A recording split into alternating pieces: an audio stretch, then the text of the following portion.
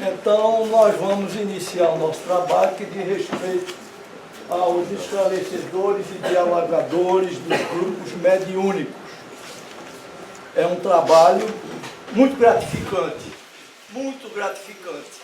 mas que exige de cada um de nós muita responsabilidade, muita vigilância, muito estudo, muito tato e, de certa maneira, ter uma grande capacidade de aconselhamento, de vivência, principalmente do sofrimento do outro. Nós temos uma coisa chamada sentimento. E no trabalho espírita, o sentimento tem um percentual muito forte em todo o trabalho realizado por cada um de nós.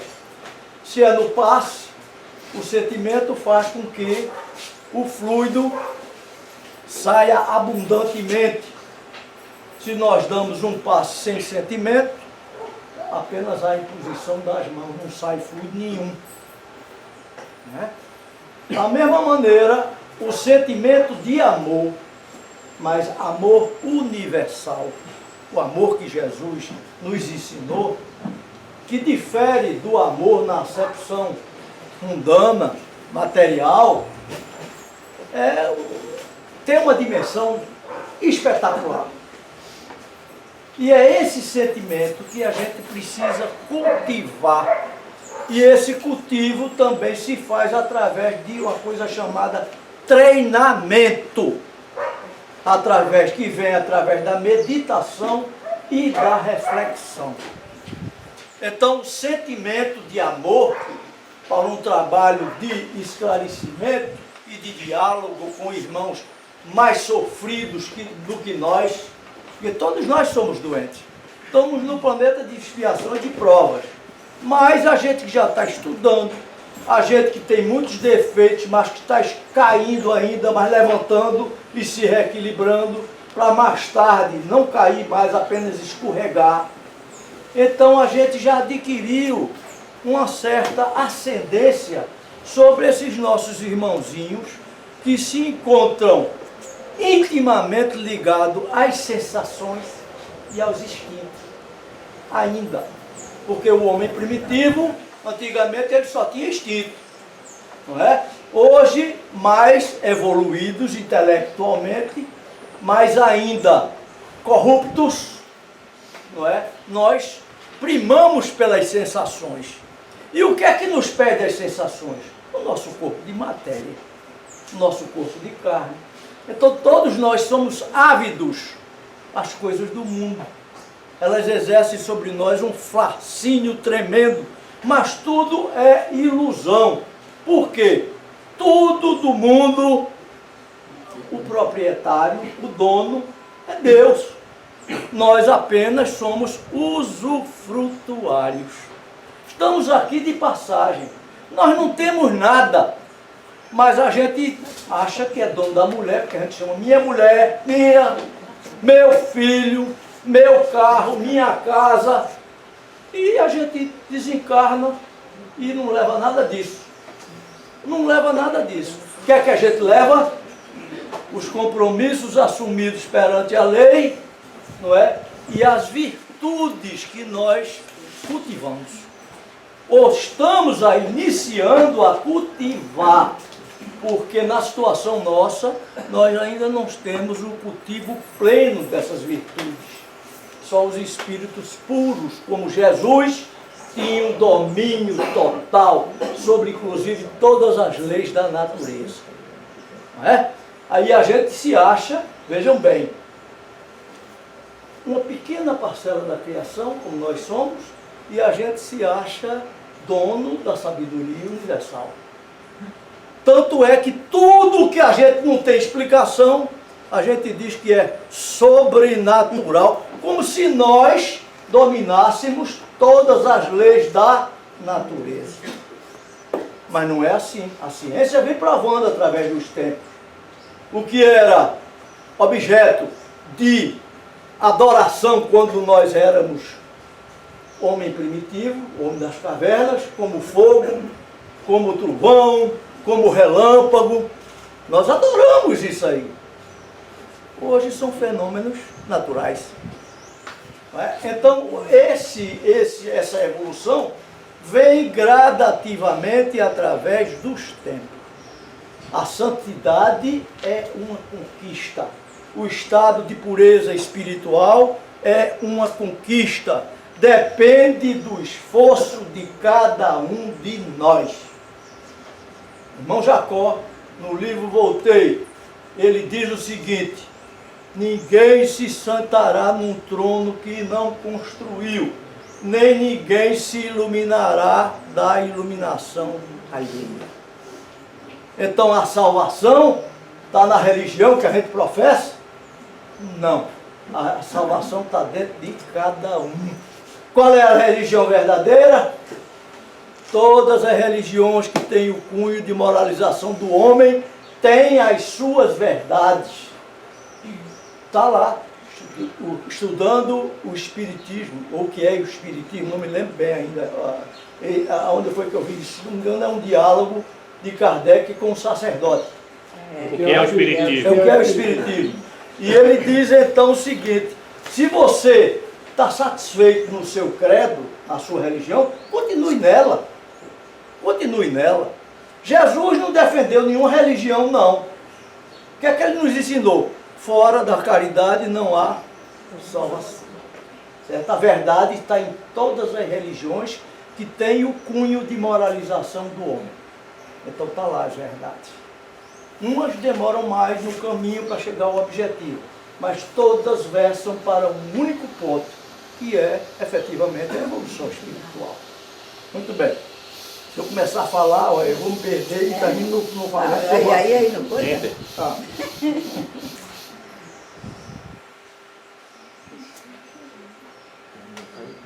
Esclarecer espíritos é tarefa de grande responsabilidade, que exige conhecimentos evangélicos doutrinários aprofundados, preparação moral adequada, entendimento dos aspectos psicológicos dos comunicantes. Em outras palavras, significa o tato psicológico que o esclarecedor precisa ter. O conhecimento evangélico doutrinário aprofundado, por quê? Porque a nossa moralização é uma consequência da vivência desses ensinamentos ensinados por Jesus. Que a maioria das pessoas se preocupam de estudar ao pé da letra. Não é? Muitas pessoas, muitas vezes, fazem o evangelho em casa, mesmo espíritas, achando que o próprio fato de fazer o evangelho já está livre de uma série de coisas, inclusive da entrada de obsessor dentro da nossa casa. Tem gente dessa maneira. Não é? Tem gente que decora textos das Bíblias, não é? Do Novo Testamento, etc., para estar falando, mas não vive aquilo que está falando. E que Jesus chama isso aí de quê? Sepulcros caiados. São palavras ocas. Palavras ocas são aquelas palavras que saem sem sentimento, sem vivência do ensinamento. Preparação moral adequada é essa consequência, é a vigilância e a oração que todo espírita precisa ter e que ninguém pode fazer por ninguém. É você meditar e refletir, é estudar o Evangelho e se ver naquela lição evangélica para apontar para você mesmo os pontos em que você precisa se modificar. É fácil? Não, porque é mais fácil a gente ver o que? O argueiro no olho do nosso irmão do que ver a trave diante dos nossos olhos. É evidente isso aí. Eu estou falando a vocês, certo? Mas também estou aplicando uma técnica de convencimento através da razão e da lógica do ensinamento de Jesus, que é o ensinamento de uma verdade. E vocês sabem que a verdade é eterna. A verdade é imutável. ela não muda com o tempo. Os ensinamentos de Jesus foram deturpados através dos tempos. Por quem? Pelos homens. Com que intuito? De criar novas religiões, não é? De impingir uma fé através do medo, do inferno, do céu e do purgatório, da condenação eterna e outras coisas mais. Então houve a mutilação dos ensinamentos de Jesus, que foram restabelecidos, e ele dizia naquele tempo: se me amai, guardai os meus mandamentos, e eu rogarei ao Pai a vinda de outro Consolador, que ficará eternamente convosco e vos lembrará tudo o que vos tenho dito. Então o ensinamento de Jesus, na sua pureza, está nos ensinamentos doutrinários espíritas. Não fiquemos envaidecidos porque estamos numa religião verdadeira. Não. Não existe religião verdadeira. Certo? Jesus não pregou nenhuma religião. Ele deu ensinamento moral. Disse: fora da caridade não há salvação. Muito bem. Reunião mediúnica. Então nós vemos aí uma reunião que é composta do esclarecedor material, não é? Os médiuns que estão à mesa para receberem as psicofonias, as psicografias, para se desdobrarem quando houver necessidade. Essa necessidade é a espiritualidade que conduz, não é? E vemos também um grupo de apoio que se encontra fora da mesa, que é responsável pela curiosidade de ouvir o drama dos espíritos sofredores. Não, é responsável por quê? Pela manutenção do padrão vibratório da reunião. Como também todos os médios que estão à mesa e que não estão executando no momento o trabalho mediúnico, eles têm a responsabilidade de comporem essa força para a manutenção do equilíbrio da reunião. Da parte espiritual, onde é feito o verdadeiro trabalho, nós temos o orientador espiritual, que comanda o trabalho, e a equipe espiritual, que coordena as manifestações, os efeitos físicos, se for o caso, não é? E que contribuem, também manipulam por espíritos que são chamados de assessores, a manipulação do plasma, das formas pensamentos, dos fluidos, para formar imagens, ajudando que os espíritos endurecidos sejam tocados no que diz respeito à problemática das reencarnações. Então, se tratando de reunião mediúnica, nós temos a reunião de educação da mediunidade. São para médios iniciantes ou com pouca experiência. Os espíritos que costumam manifestar-se são sofredores ou que necessitam de esclarecimentos, não tendo motivos para direcionarem o seu ódio contra os membros da reunião. Então, nessa reunião, os médios são iniciantes. Os médios têm pouco estudo, têm pouca experiência.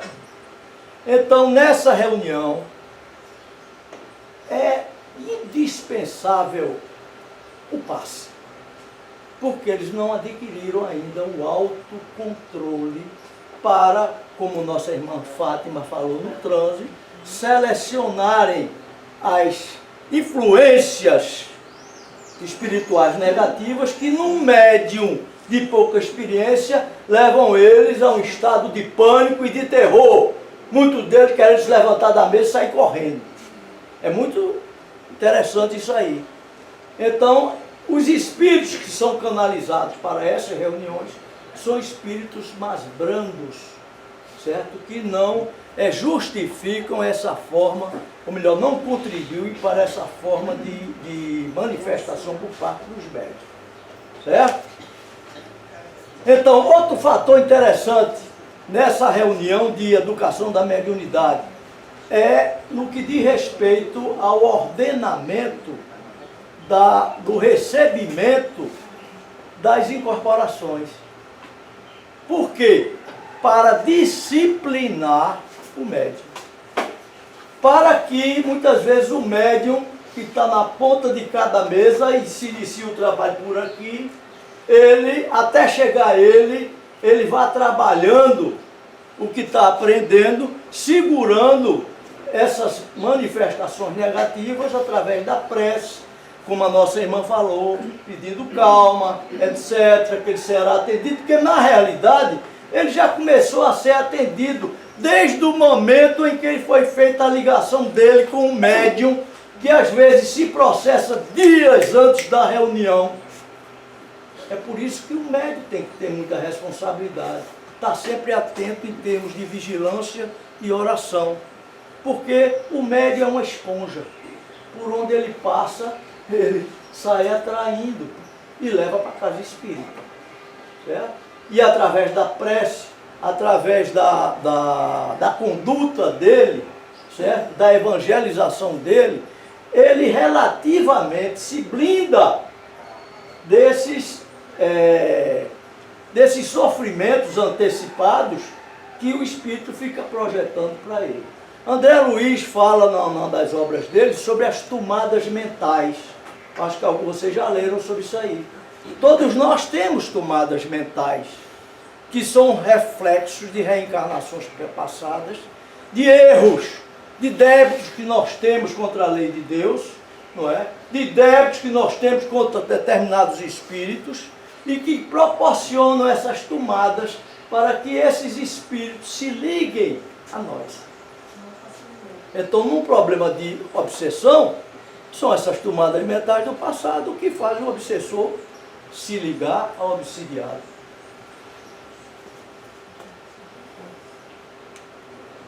Reunião mediúnica de desobsessão. São para médios já educados e com relativa experiência. Os espíritos que se manifestam costumam ser obsessores, cheios de ódio. Quando se sentem ameaçados em seus projetos de vingança, pelo trabalho desobsessivo, tentam atingir os componentes da reunião. Os membros da reunião de desobsessão precisam de experiência, equilíbrio emocional, de oração e vigilância. Não é só no momento da reunião. Quando a gente sai da tarefa, a gente já está sendo preparado para a reunião da próxima semana. Entendeu? Então a gente já começa, como a nossa irmã falou, a participar junto a esses espíritos no desprendimento provocado pelo sono, a interagir com esses espíritos já através da palavra, para que eles vão se convencendo da necessidade de mudar, de se tornarem bons. E você, então, com o cabedal de conhecimentos evangélicos, doutrinários que você tem, você sai mostrando o porquê da necessidade dessa mudança. Você fala da lei de causa e efeito. Você explica a problemática do processo reencarnatório, como se processa a justiça divina, para que através da razão, porque espírito pensa, espírito tem raciocínio, espírito age, eles entendam e se autoanalisem e sintam a vontade de mudar. Quantas vezes numa reunião, um espírito grosseiro desse, e a gente começa a conversar com eles, mas meu irmão, há quanto tempo você se encontra nessa batalha encarniçada, querendo destruir uma coisa que você não tem poder para destruir? Você até para ser trazido aqui, você disse que não queria vir, e no entanto uma força maior, que é a força de Deus, nosso Pai, da misericórdia dele, que lhe trouxe aqui para que você seja alertado para a necessidade da sua libertação. E ele fica e diz, realmente eu já estou cansado. Eu empurro o carro para frente 10 metros, quando eu dou uma respirada, o carro vai para trás 15 metros. Não é? E fico teimando, através do orgulho, do egoísmo, da vaidade, etc. Porque a morte não transforma ninguém em santo. Não existe esse negócio não. Você acorda na dimensão espiritual exatamente como era aqui. Se era alcoólatra, vai acordar lá alcoólatra. Se é drogado, vai lá drogado. Se é fumante, chega lá não tem fumo.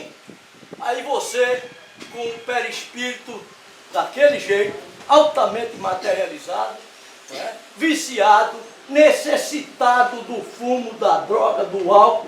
Lá na espiritualidade tem fumo, tem droga, tem álcool? Tem. Onde é que tem? É aqui. O perispírito dele praticamente é materializado. Onde é que ele vai encontrar essa afinidade? Junto aos irmãos encarnados materializados. Então começa o quê? Ao estímulo daquele que é viciado para que fume, para que beba, para que se drogue, para que ele sacie o vício dele através das emanações fluídicas do fumo, do álcool, da droga, etc., do sexo, de tudo que vocês podem imaginar. Certo? Então, vejam bem, a libertação vai acontecer desses espíritos à medida que eles vão se desmaterializando. E só tem uma maneira deles se desmaterializarem. É através de quê? Da construção de uma vontade forte. De querer se modificar. Quando ele então começa realmente a ter essa vontade, aí começa a ajuda lá de cima vir mesmo. Porque enquanto ele não tiver essa vontade, é malhar em ferro. Vamos lá.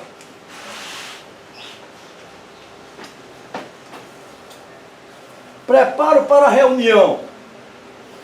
Dormir mais cedo no dia que antecede a reunião. Cultivar atitude mental digna, evitando rusgas e discussões. Vou parar aqui. Dormir mais cedo no dia que antecede a reunião. Será que a gente dorme bem no dia que antecede a reunião?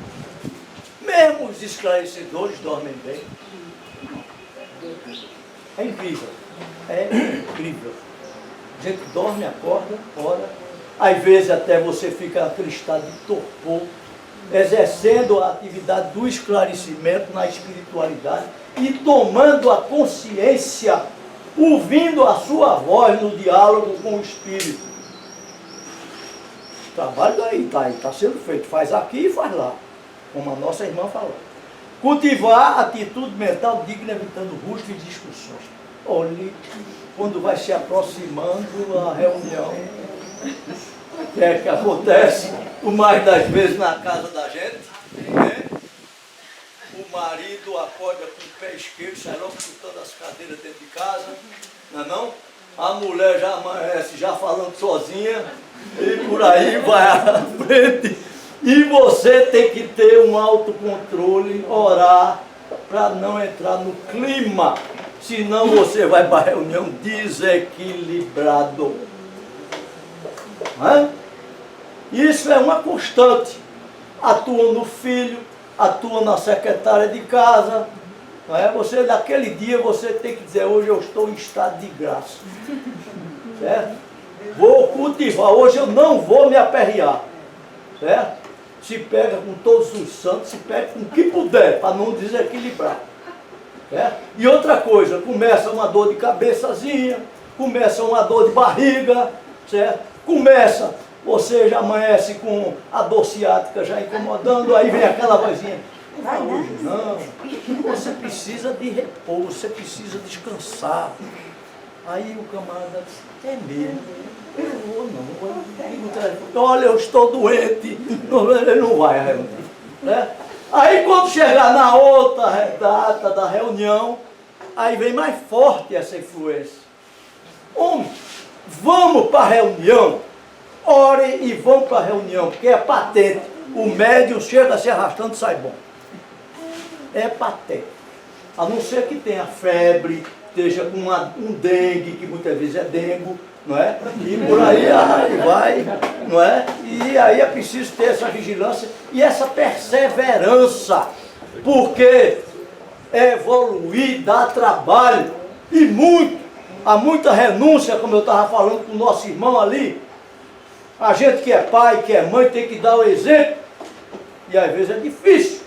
Se você gosta de uma cervejinha, gosta do cigarrinho, se tem filho, mais ainda é você mais responsável a deixar, para não ser exemplo, porque o filho costuma imitar o pai é o líder.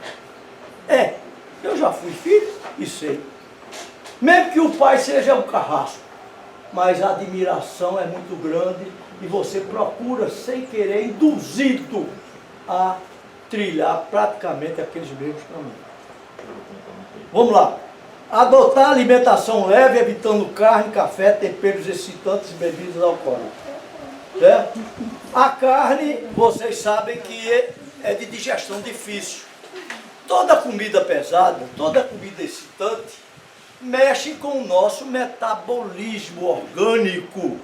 Então, nesse dia, nem muita fome ao prato, nem muita sede ao copo.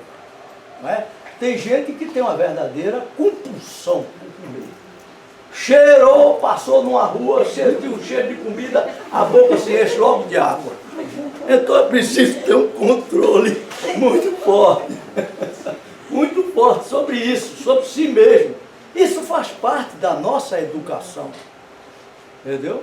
Porque a gente começa realmente a saber o que quer, a usar o livre-arbítrio e vai ficando forte a cada dia para ir conseguindo sair vitorioso em muitas empreitadas que a gente tem pela frente.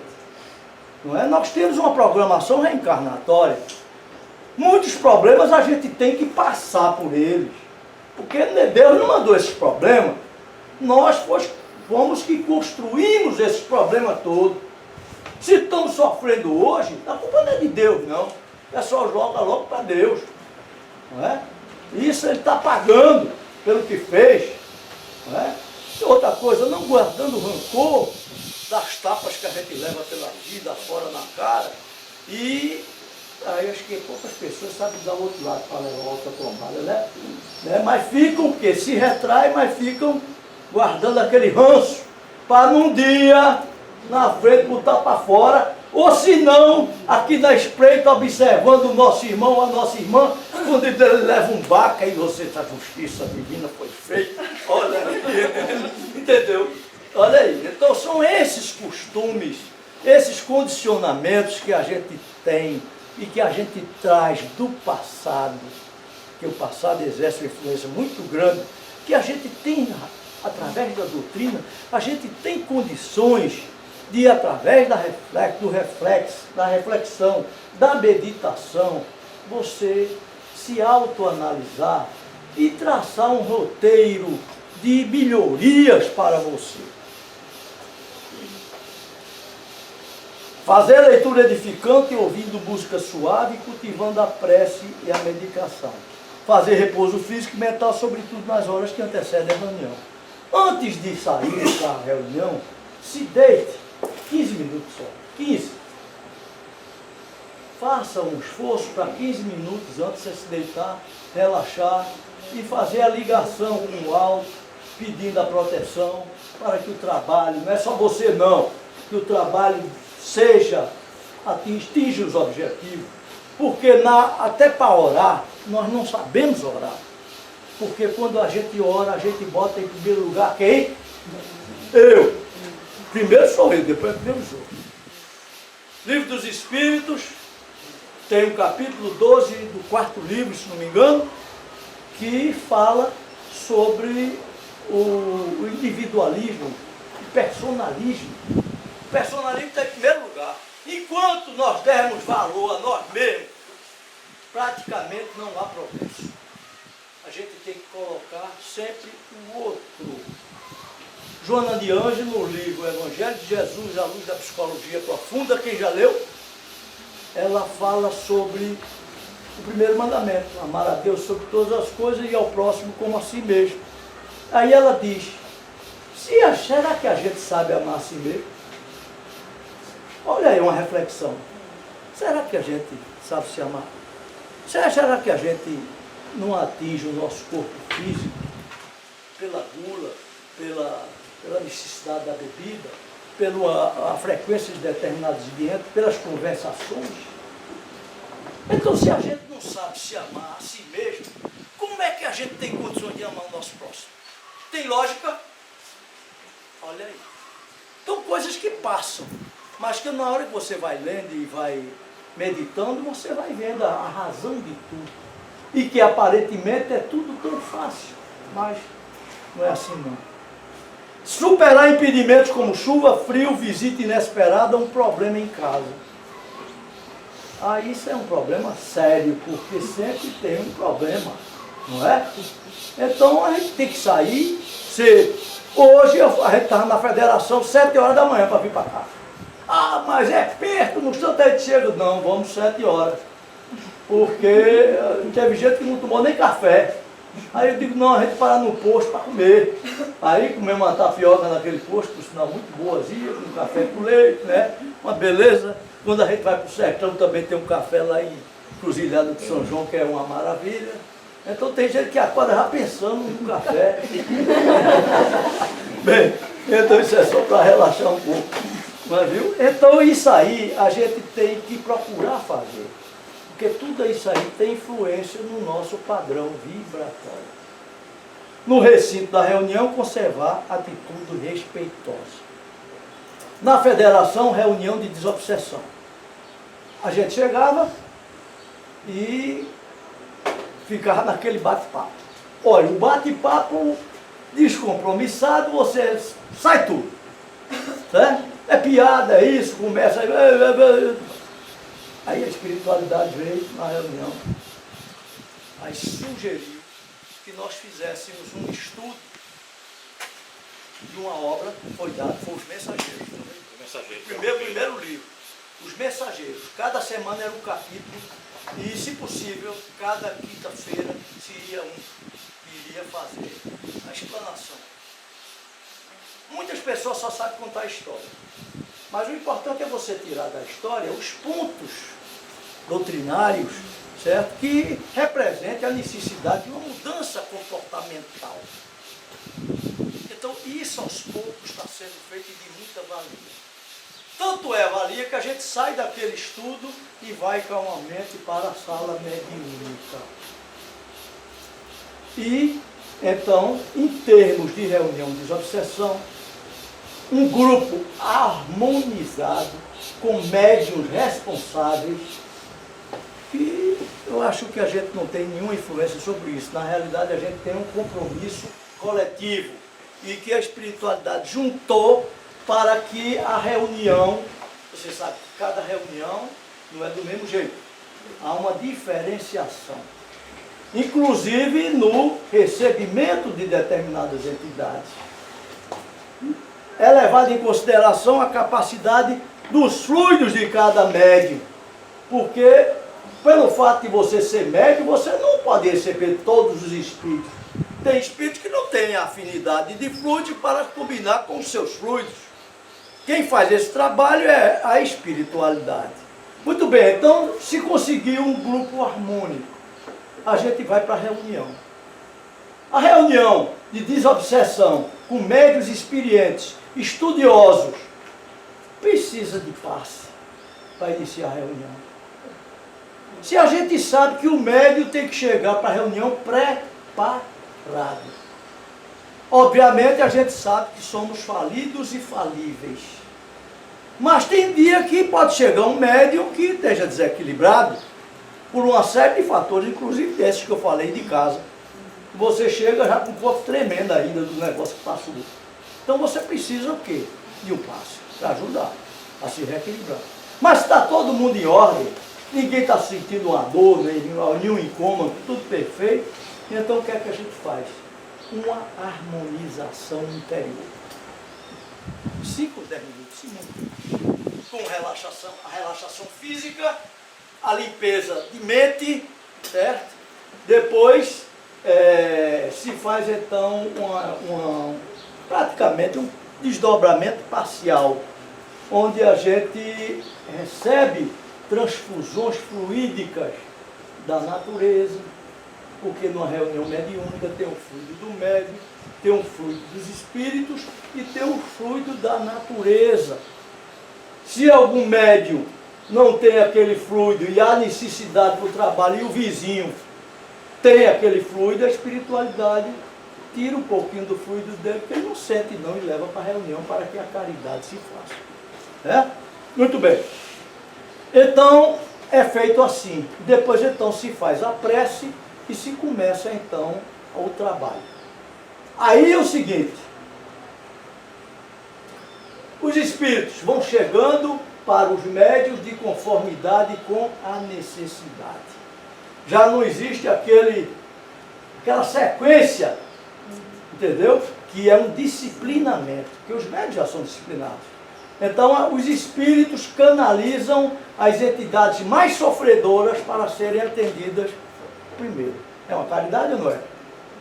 Então, é claro, então vem um médio tal. O esclarecedor, que já está praticamente se utilizando da sua mediunidade intuitiva, certo? Ele começa, muitas vezes, a direcionar. Só em você olhar, você já sabe se é esse. Aí você chama. Guardamos alguns segundos, depois da prece, para que, se houver alguma mensagem da equipe espiritual que integra a reunião, às vezes vem essa mensagem, chamando a atenção para isso, para aquilo, para aquilo outro. Mas uma mensagem sucinta. Depois começa efetivamente o trabalho propriamente dito. Vocês sabem que a participação dos médios efetivamente na psicografia e psicofonia é de 2 entidades por cada médico, podendo chegar até 3. Depois disso aí, então, esgotado o tempo, se faz um tratamento para todos os médios e seus familiares. A espiritualidade vai na casa de cada um e traz aqueles que estão lá agitando o ambiente. Né? E depois, então, a gente tem 15 minutos, mais ou menos, 15 ou 20 minutos, dependendo, estender 5 ou 10 minutos. Aí, alguns espíritos estão compromissados com os nossos médios, com os trabalhadores da casa, estão ligados a impedir a realização de determinado trabalho em algum departamento e tudo mais, eles se aproximam, eles são trazidos. E a gente faz esse chamamento visando os departamentos da casa. E eles chegam à reunião. O clero vem para valer. Vem para valer. Então é preciso que a gente esteja preparado para você dialogar, por exemplo, com o bispo, né? Com a capacidade intelectual grande, com conhecimento doutrinário, entre aspas, também grande, mas preso a determinados rituais e determinadas interpretações errôneas do Evangelho de Jesus. Aí você sai mostrando, quando houver condições, quando não houver, quando eles são renitentes mesmo e tudo mais, você apela para a prece e pede para a espiritualidade levar e dizer, aí diz para ele, as portas estão abertas, outra oportunidade você vai voltar. E é feito assim. Depois de passar desse tempo, então, a gente faz a prece final, você chamando qualquer um dos componentes da reunião para fazer essa prece, e depois é distribuída a água para todos, e algumas pessoas ainda precisam de um passe, se dá, e se faz a avaliação da reunião nesse momento. Houve um por um, quer da mesa, quer do grupo de apoio. Então, um nota uma coisa em relação àquela entidade que se comunicou, já o outro tem uma sensibilidade mais exacerbada, viu mais detalhes, aí complementa, não é? Aí o esclarecimento e o ensinamento fica perfeito. Depois, então, a gente encerra, saímos calmamente do ambiente de trabalho, porque ali é uma grande enfermaria, é um grande hospital de pronto-socorro. A salinha relativamente grande para a gente, mas na dimensão espiritual é um quarteirão, com camas, etc, etc. E os espíritos ficam ali. Então a gente não pode sair dando gaitada, nem falando alto, nem coisa nenhuma. Então você no leito de hospital com dor, e os médicos e enfermeiros estão no maior algazarra, rindo e brincando, é a mesma coisa. Vamos para dentro. Coordenação e execução das reuniões mediúnicas. A coordenação e execução das atividades numa reunião mediúnica fica a cargo do plano espiritual, bem como pela assistência direta aos esclarecedores. São eles que conduzem o esclarecimento, sobretudo quando os esclarecedores procuram agir efetivamente como médios. Os espíritos auxiliares são responsáveis pela manipulação de matéria mental para a formação de quadros educativos, formas, pensamentos dos obsidiados, ou melhor, dos obsessores, que aquelas formas de pensamentos são manipuladas pela espiritualidade num processo, por exemplo, de regressão de memória que se faz para que o espírito acorde para a realidade de como se faz a justiça divina. Se ele recebeu aquilo ali que está querendo se vingar, quem fez a ele não fez de graça, não. Fez por algum motivo, porque tudo tem uma causa. Então, vamos ver, meu irmão, o que você fez na existência passada. Muitas vezes a gente recorre depressa. Mas mesmo antes de a gente entrar nesse campo, ele faz, eu já estou vendo. E a espiritualidade coloca uma tela e começa a manipular através desses fluidos, tirando do arquivo perispiritual do obsessor todos esses fatos que são projetados como se fosse um cinema. E então eles ficam pasmos, mas eu fiz isso. Aí é nessa hora que quebra, como a nossa irmã falou, aquele endurecimento, se abre a porta para que haja uma penetração, certo? Quebrando aquele monodeísmo auto-hipnotizante, ou seja, aquela ideia fixa que eles ficam no sentido de se vingar, só vê a vítima e se acham inocentes. É uma lei chamada lei de causa e efeito, que em outras palavras de Jesus, a semeadura é livre, mas a colheita é obrigatória. Então a gente faz ver tudo isso, mostrando a razão do ensinamento, para que haja o despertamento daquele espírito, naquele momento do choque anímico, que ele vem para se libertar. E a gente diz a ele, esse é o momento. Para você ter outra oportunidade dessa, vai demorar. Você vai voltar a sofrer tudo que você estava sofrendo. Medite, reflita. Vai ficar aqui conosco? Aí ele faz, vou tentar. Quando ele diz, vou tentar, já há uma quebra muito grande, certo? Daquele endurecimento inicial que ele apresentou. Muito bem. Então, na realidade, nós somos intermediários, todos. Nós somos ferramentas na mão dos espíritos que exercem o verdadeiro trabalho, mas que a gente precisa se apresentar não como uma ferramenta enferrujada, mas uma ferramenta trabalhada, sem ferrugem, porque o machado, quando não trabalha, enferruja, para que na mão dos espíritos, perde o corpo, olha aí. Na mão dos espíritos, então, nós possamos sermos úteis. Papel dos médios esclarecedores.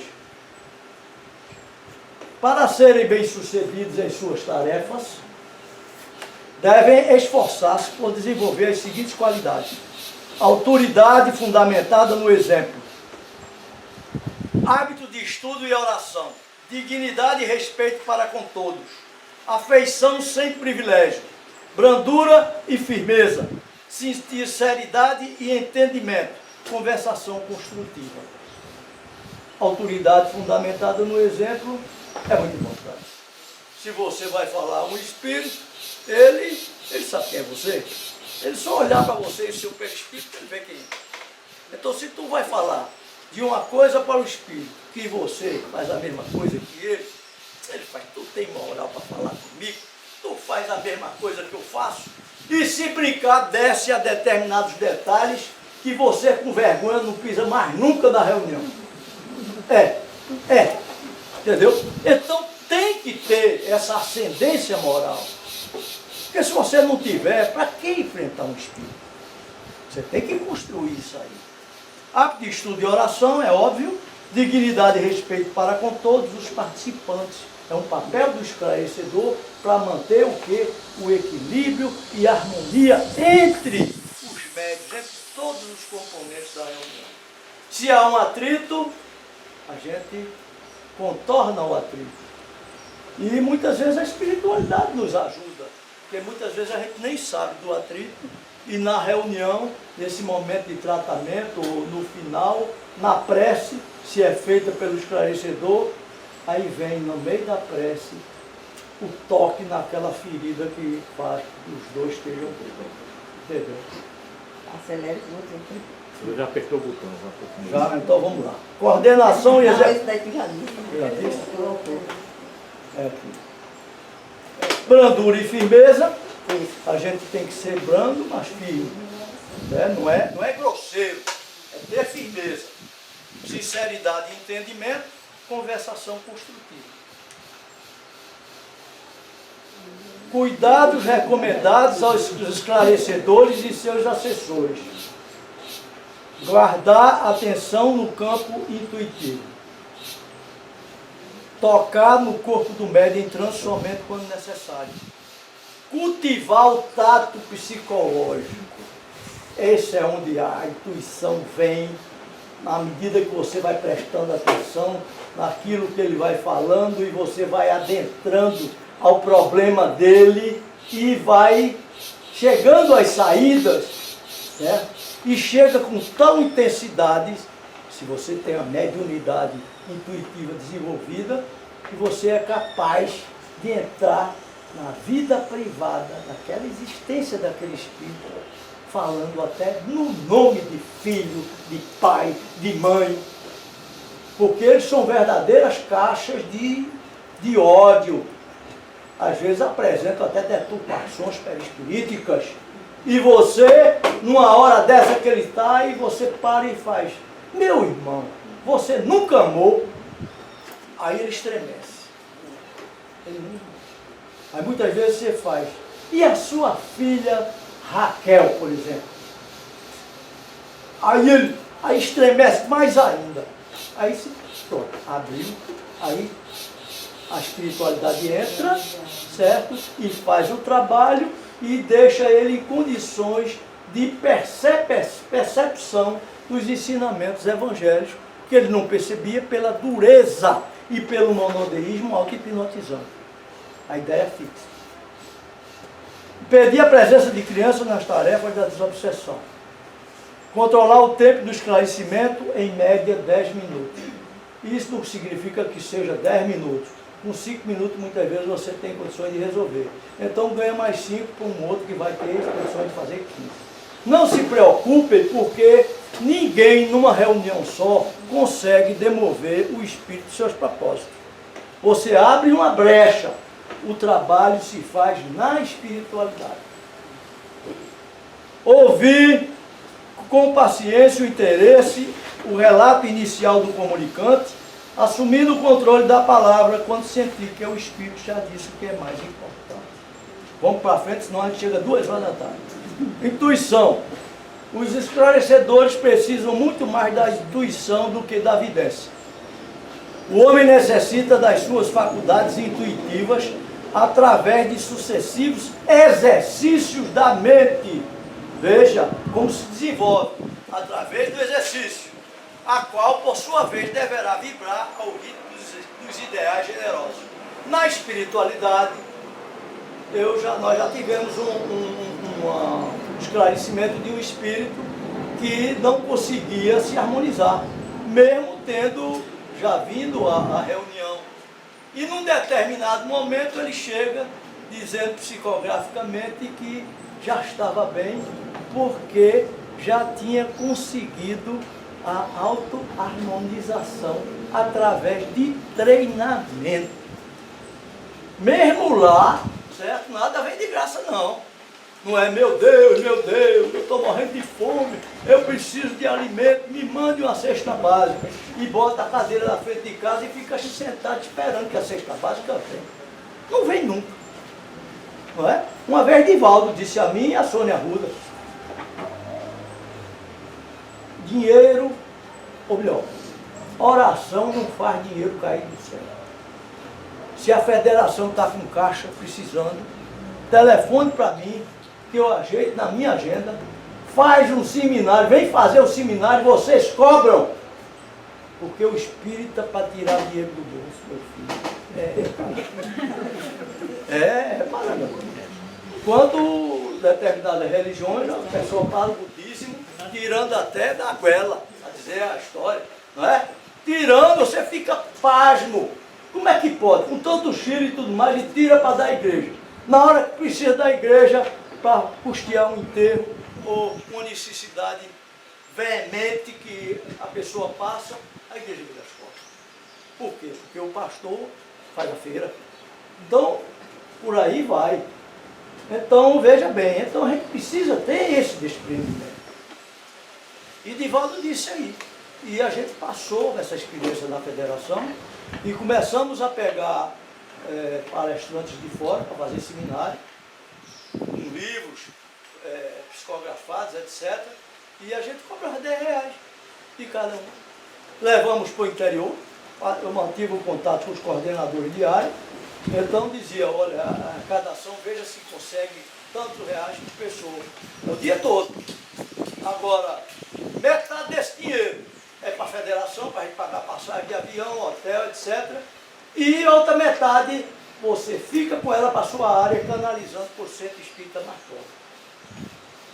E começou a dar frutos esse trabalho. E no dia seguinte a gente fazia na federação. Uma vez eu cheguei lá, a Sônia estava chorando, porque não tinha dinheiro em casa. E tinha compromisso para pagar. E FGTS de funcionário, não sei mais o que, não sei o que. Valdemir pegou aquela verba que tinha, que ela estava jogando, porque o camarada tem que ser artista para administrar cada espírito, né? Porque se for esperar o dinheiro de sócio, já viu. Tem que vender livro, é o que sustenta. E aqui e acolá algum sócio que realmente, algum trabalhador que doe. E então, o que é que aconteceu? Aí ela disse chorando, não vou fazer mais não. A gente tinha trazido Isaías Claros para fazer seminário sobre depressão. Não sei se vocês se lembram disso, alguém foi. E eu digo, não, agora não. Eu já estava no meio do fogo, eu digo, não, agora não vai não. O homem já está tudo certo em Caruaru para fazer esse seminário lá e no domingo aqui. Aí enfrentamos a barra. Eu sei que no final das contas, a federação estava em caixa com 8 mil reais. Então eu já falei, inclusive o presidente de hoje, vamos estabelecer programas de captação de receita para atuar no movimento espírita. Porque tudo é dinheiro, tudo é dinheiro. Vamos lá. A intuição pode ser desenvolvida, exercício da mente. A intuição amplia o círculo de nossas capacidades espirituais, proporciona conhecer as sublimes verdades do mundo invisível sem a participação de intermediários. Se faz necessário o cultivo do amor, do devotamento, da aspiração pura e da fé inabalável. O grande recurso do esclarecedor é uma argumentação bem fundamentada e lógica impregnada de amor. O esclarecedor precisa aliar raciocínio e sentimento, compaixão e lógica, a fim de que a aplicação do socorro verbalista alcance o máximo rendimento. Só a luz do amor divino é bastante forte para converter uma alma à verdade. Para o trabalho de esclarecimento se faz necessário a aquisição de sólido conhecimento doutrinário, exercitar o amor ao próximo em todas as oportunidades. Mesmo que você vá dentro de um ônibus, na rua, viu um nosso irmão debaixo de uma marquise, maltrapilho, sujo, faça uma prece por ele. Desenvolvimento do sentimento. Fazer com que aquilo saia espontaneamente de você. Numa reunião de irradiação, que é um tratamento à distância, certo? A gente que irradia, a gente vitaliza a pessoa que vai receber aquele socorro, certo? E você sente a energia fluindo de você. Isso efetivamente é com o tempo, não é na primeira vez não. Mas sente e é gratificante depois do trabalho. Como numa reunião mediúnica que a gente faz com grande amor a nossa tarefa. A gente sai leve. Até o portão da federação. Depois que passa o portão, aí fica tudo pesado. Não é? Não é? Então, desenvolvimento do sentimento e ascendência moral que a gente tem que ter. Não é? Que o grande exercício se faz dentro do nosso lar. Não é? A gente tem espíritos altamente comprometidos conosco ali dentro. É a esposa, os filhos, cada um é um mundo, cada filho é diferente.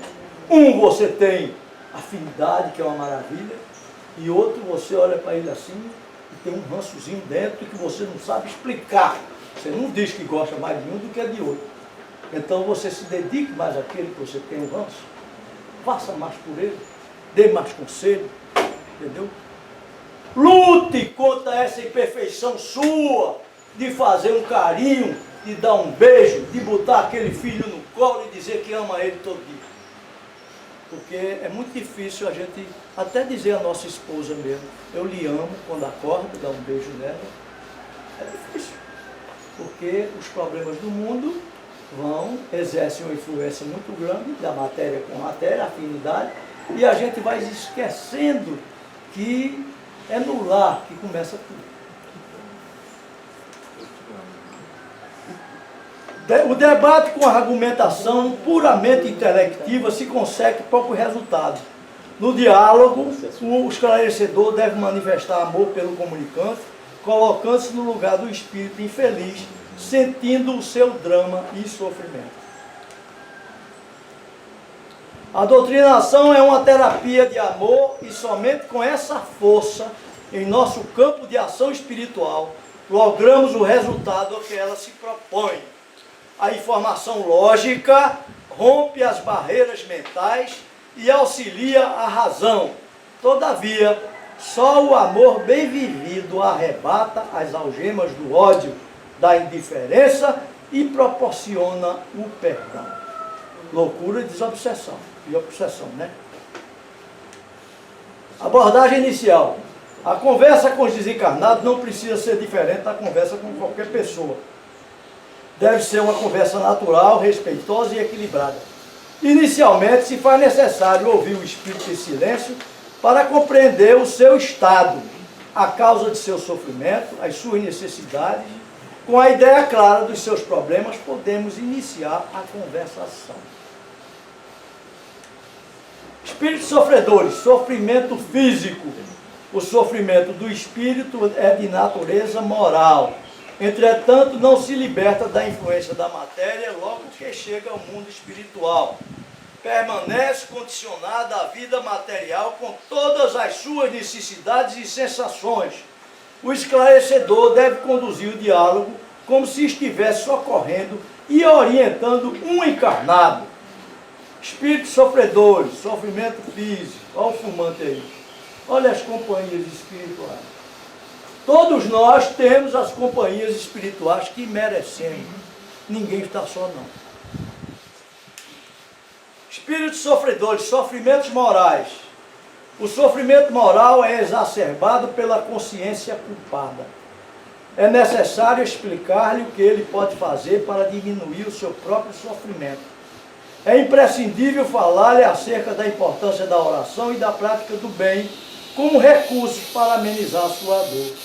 Esclarecer sobre a lei de causa e efeito e da misericórdia divina, dando oportunidades a todos para a reparação dos erros. Espíritos sofredores, encarnados. Normalmente o médium recebe o aviso da espiritualidade. Quando não, o esclarecedor deve aguçar a intuição e a observação para ter certeza. Cabe ao esclarecedor levar o espírito a se resignar com a prova ou expiação e a levar a sua vida terrena até o término da programação reencarnatória. Na reunião mediúnica, os espíritos reproduzem